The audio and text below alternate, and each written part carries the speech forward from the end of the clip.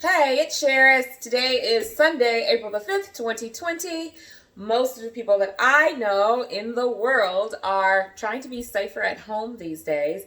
And people are sort of running into the question of, well, what do I do if I'm at home?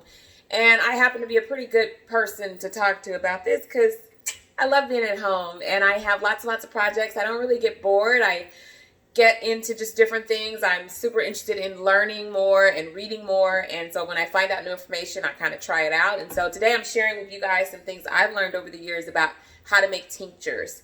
And the tinctures that I'm going to do today, a lot of times I do them with alcohol. You can do this with oil. People use vodka. Vodka is one of the most popular solvents to pull the benefits out of a dried herb, which is basically how we're getting to make our tinctures. Get the benefits out. But what I'm going to use is honey, and honey's not talked about as much. You usually think of it a little bit more for flavor, but there's a lot of prebiotic value, which is good gut health in honey, but specifically raw honey. That's really important to note the distinction there. And then honey also has sort of antibacterial, antifungal benefits to it that make it a really great antioxidant. So I'm going to show you today what I'm using is Mississippi Bees raw honey. Wanted to talk to you a little bit about why it's important that it's raw, because all those things I just talked about, that enzymatic value in the honey could be really killed off if you heat it or buy refined. So you really want to use raw if you're going for medicinal value. The two herbs that I have today I'm excited about sharing with you guys are lavender. So you can see that. This is dried lavender. It doesn't have that bright purple you're used to seeing when you see it fresh, because in its dried state, it's more of like definitely a lavender, but like a pale gray, to be honest. And then I also have some dried red roses. So both of these would make excellent teas, and so they would be potentially distilled in water to make tea. Again, distilled in alcohol to make tincture. And what I'm going to do today is show you how to put them in honey. So first, with the lavender, what I've done is I've already poured the honey in on top of the lavender. And you see that actually what the honey did was displace the lavender. In terms of the volume, what I tried to do was put in the equal amount of honey as dried herb. That's what I'm going for when I'm looking at the ratio of honey to herb. The herb was in the bottle first. It was just like this. And then I poured the honey over it. And now the herbs need to settle into the honey, and they'll do that over the next day or so. The thing I wanted to also show you guys is that I use wax paper and a marker to go ahead and write on there the date and what the ingredients are, so that when I put the top on it, later on, I'm going to know exactly when I started this particular tincture. I've been doing this for 3 weeks now, so I need to know what day I started which one.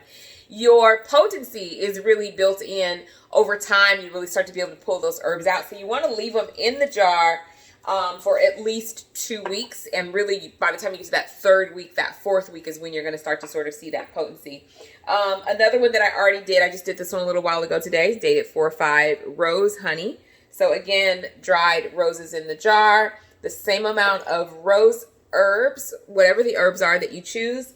Roses are interesting. I want to share this with you guys because a lot of you know I love the aroma of roses. I love roses, but there's also a lot of benefit, particularly to women.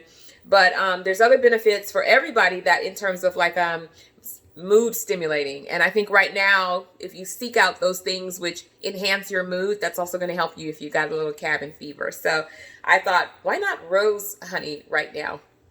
And that would be going to make a great honey to use any time of day, really.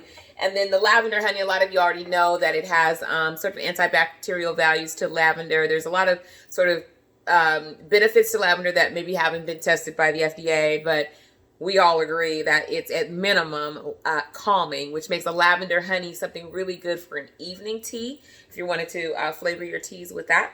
Also go great on like pancakes. I don't eat pancakes, but I'm just saying, like, it goes on really good stuff.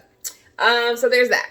And for the last minute, I just wanted to also talk to you a little bit about other things that I'm doing to not get bored. I don't really get bored. People know that about me. I make things. So I make earrings like the Nuance Adornments. I draw the characters of Afrotagus. I actually wrote a whole book about some of the, just kind of demonstrating the natural beauty in our hair and really trying to encourage our girls around that idea.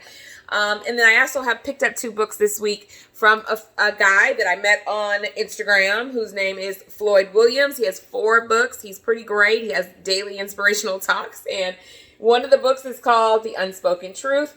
I haven't started that one yet, but I've started reading The Holy Black Papyrus, and it starts off sort of autobiographical about his journey and his story and really what kind of led him to the path of starting to acquire more information and get stronger in his ability to sort of be able to be a great influence on his community. So, and his people, the Holy Black Papyrus, Floyd Williams.